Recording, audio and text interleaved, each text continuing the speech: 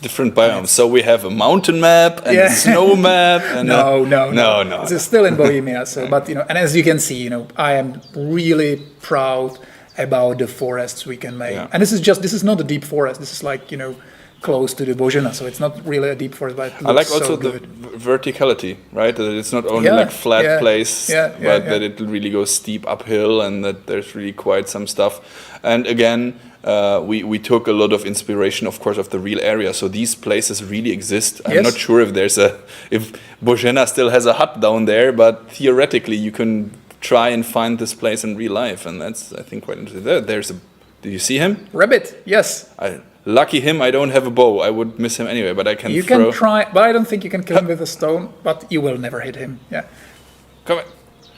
Oh God, I can already see Peter reacting tomorrow. Warhorse attacking, throwing stones. It's actually new mechanic in KCD2, and it's obviously most useful in stealth to lure people away, but you're evil, man. You want to hit him with a stone, don't you? I'm so bad. I think he'll hear you when you're close. Yeah. But we really liked it, and we really wanted to allow Henry to do it even when he's not near enemies. So there's like complete variants of barks and like these little sayings, or even a crime when you're like hitting somebody with a rock throw. And it's really funny, actually. They talk to you like you're just some, what the hell you're doing. That's what I liked a lot on KCD1 already, that when you were crouching around the city somewhere, they were asking you, like, do you have to go to the toilet or something? Is something wrong with you?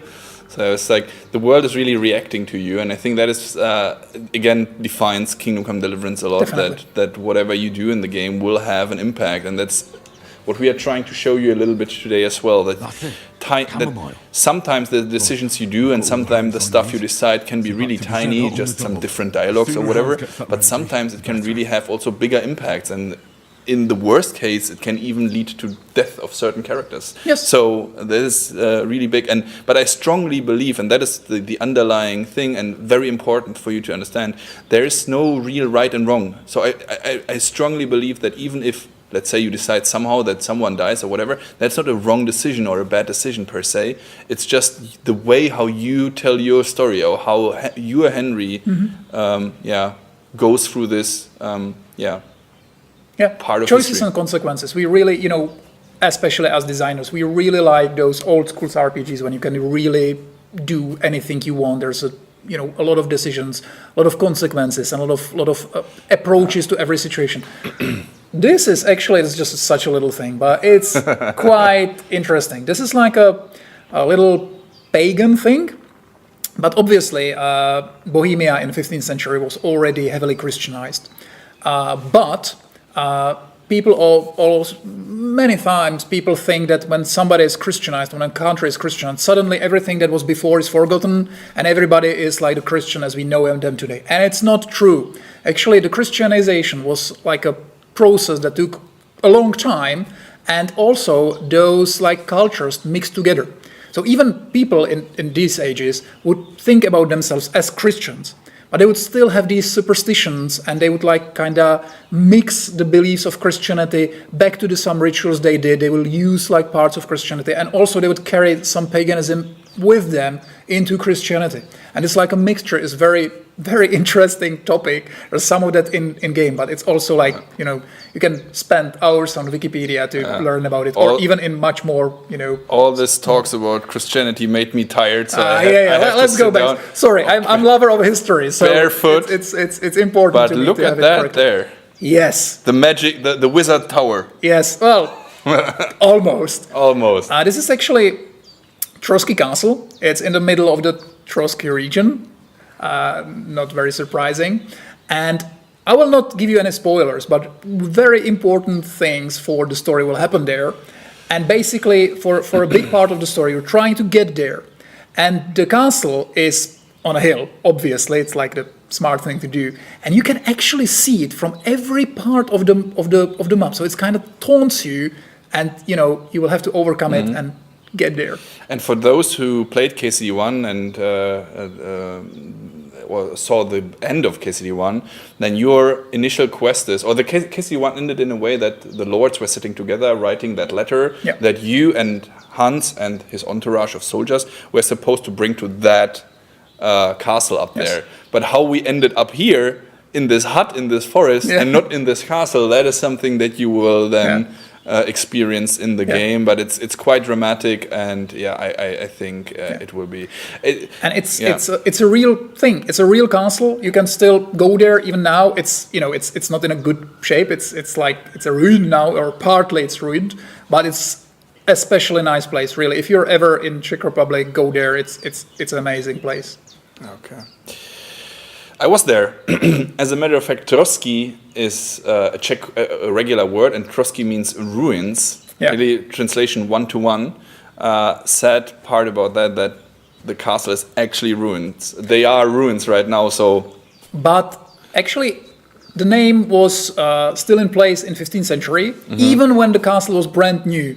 So it's kind of this little mystery why they called it like that. And a little side note information for you guys. So Trotsky Castle was finished by the end of the 14th century, so 1390 whatever. It's really new. And the game takes place in 1403. So you will have the chance to see a brand new castle in its full pride, up and ready for you to explore.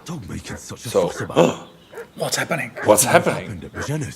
The dog is making a fuss. The chickens arrived as well. Good for me. And we will go into stealth mode again. We have to see a little bit what's going on there. Yeah. And before... Okay, there's some baddies, right? We can see them there already. Get a hold of a weapon. Or we see already the rabbit up there, so they are slightly hearing us. We have to equip the weapon just in case, you never know. And then I will go here, and they will say, what? There's the piece of shit, and he's immediately attacking us. You are done for! Am I? Okay, show me. Go and bury him in the forest. He's pretty heavy, so I can't sprint with him. That's the fastest I can do. The little boar is checking us out suspiciously. I don't like that look in his eyes. It's fierce. Let's rather continue. And we have to go now in this like little swampy area kinda and try and bury that naked bastard. Oh look, the piggy is following us. I think he's like fleeing you actually. No, you might be too stinky for him. No, he wants to create a friendship. Yeah. Okay. That's a good point. I might be so stinky that he want to be... He smells us and says, family. Isn't it great to come home? So you go here. I think you need to bring him closer. Do I? No, I don't. I know. So as a matter of fact, let me show it for you guys. I know where to dig, but if you wouldn't, as you can see on the top of the compass, it tells you that somewhere here in this region, which is now I'm covering it, unfortunately, with this little thing. We have to bury the corpse, so we drop him here, wherever. Have to find, with our nose in the dirt, start digging, there you go. And...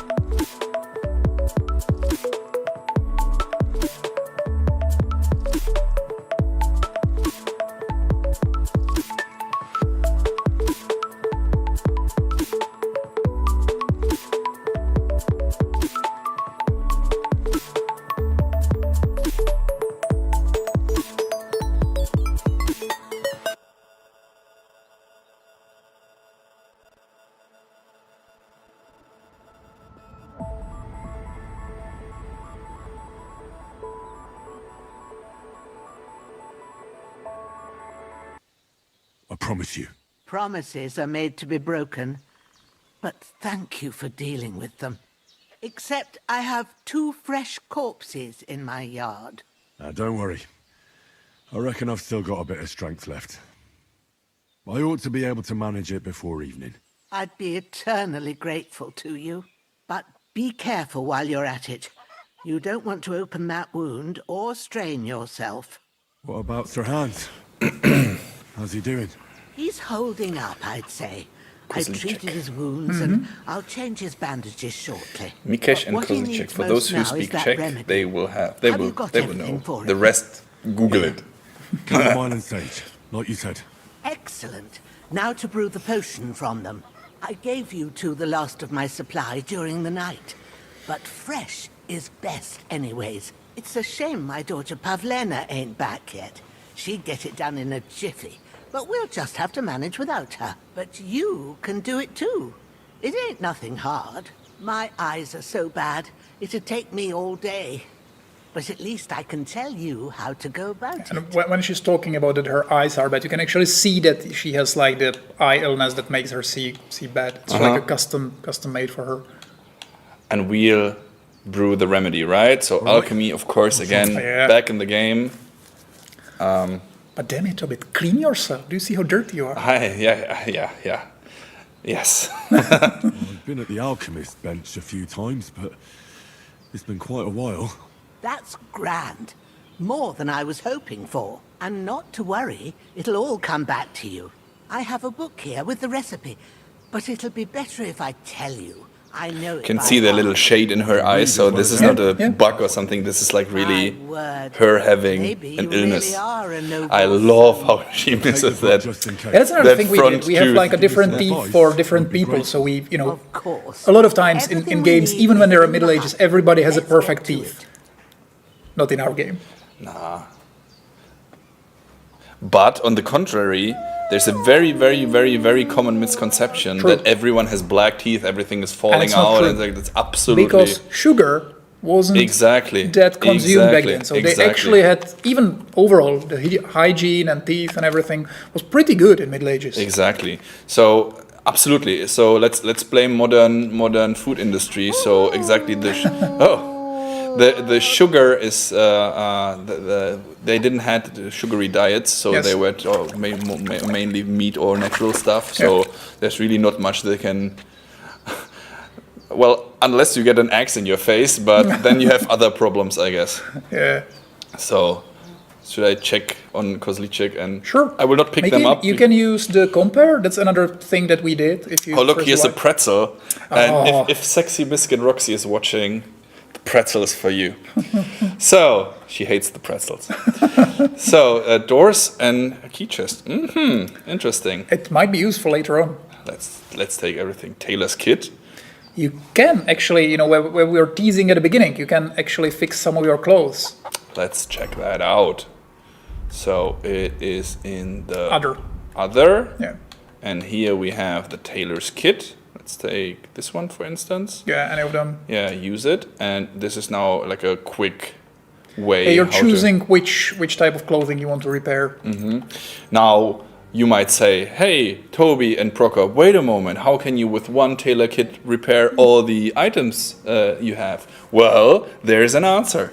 Yeah, actually, every tailor kit has like the condition, which is like what you see under the little heart there. And based on the price of the things you are repairing, it kind of lowers the condition of the tailor's kit. So if you're trying to repair like way more fancy things, way more fancy clothing, it will take more of your repair kits. And I think that's absolutely fair. I think, again, that is how to balance it out a little bit so that you cannot repair your own stuff all the time. So the super heavy, super valuable stuff you either repair with a lot of these kits or you go to the city and get it done. And there's also associated skill. So if you are better at that skill, for example, it will be like easier for you to repair things.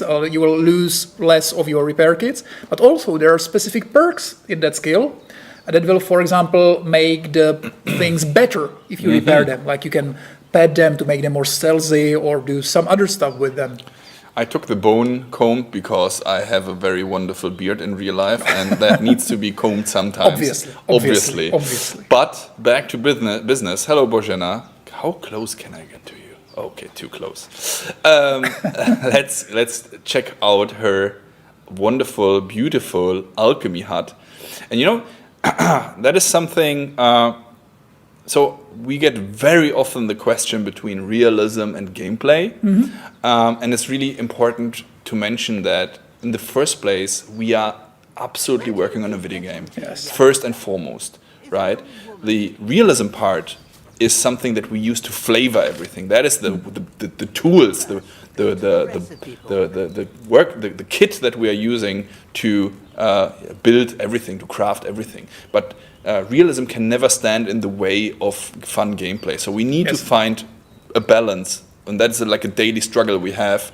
And the alchemy, for instance, the potions are somewhat funny, of course, sometimes. However, still, what we can see here in the book, for instance, these things are actually based on real herbalism that was used in the Middle Ages, right? If you know, maybe even some of your grandmothers might used a chamomile decoction it really helps with healing, for example. For example, you can see this is like completely new art, and all those herbs actually exist.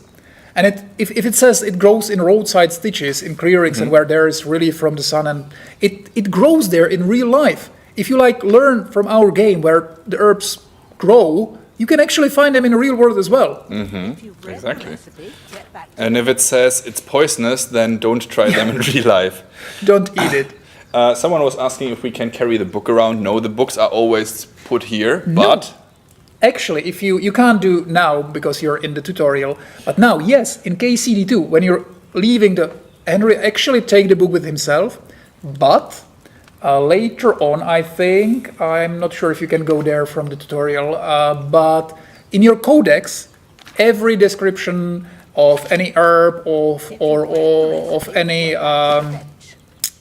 potion is described in your codex. So you can always know what you need for specific potions. You can always check whether it's worthy to pick these herbs and stuff like that. Okay, so back to brewing. Chamomile decoction. Sleep heals you faster, and if good quality, energy replenishes faster while sleeping. Of course, you will need wine, 2 handfuls of chamomile, and a handful of sage. Add the chamomile and boil for 1 turn. Grind the sage and add it to the cauldron, and finally pour. And we can see also a little wonderful picture there on the right. Yes. Correct? Yes. Correct. To the table. So, first, wine. First, you have to So, pour the spirit, white no. base into the cauldron. Choose Oil, the right no. pitcher from the shelf. Wine, yes. What was the last one? Water. No, we take the wine. So we are actually cooking mulled wine here for a little. It's almost Christmas, guys, right? 1 month to go, so a little mulled wine. Wine, of course. Like it says in the book. Let's do that. Glad to hear it. And maybe, many of you who played KCD1 know about it, but in this minigame, it shows our approach to everything. As Toby was saying, immersion is so important to us that even when you're in some minigames, we're really trying to avoid UI-based minigames. We really want to have everything in the game. We really want you to be able to touch everything. So, yeah, you can see. Can we briefly mention the other big minigame? Well, I think the chat would love to hear about the blacksmithing. Yes. But, guys, we will not show it to you yet. That's quite a big thing. But let's see how much Prokop will actually spoil at this moment. Yeah, I won't spoil much, but I'll say there's another really big minigame in our game, and it's kind of similar to alchemy in a way that you can actually see everything, you can touch everything, you can really, it depends on your skill. Not only on Henry's skill, but that as well, there's associated skill actually, but also on player's skill, just like the alchemy. So it's very, again, sophisticated, deep. You have to do stuff in order to get stuff. Someone might say, wait a moment, that's tedious. But again, on one hand, it is we try to immerse you into the world, and B, at least for the alchemy, you know, guys, when you do it, when you brew the potions a little bit, when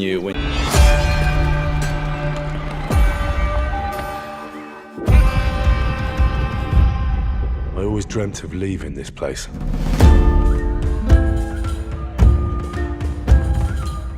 Becoming more than a peasant.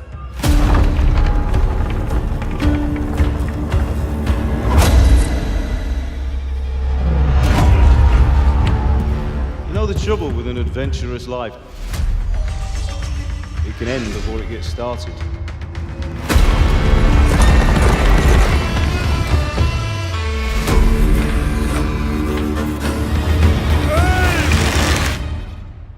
Congratulations, Sir Knight. You finally become a man.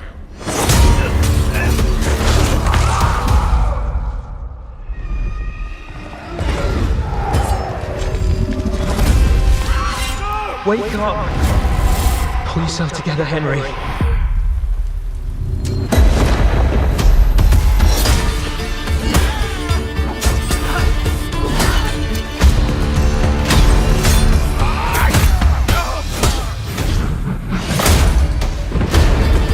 Nobody will hand anything on a platter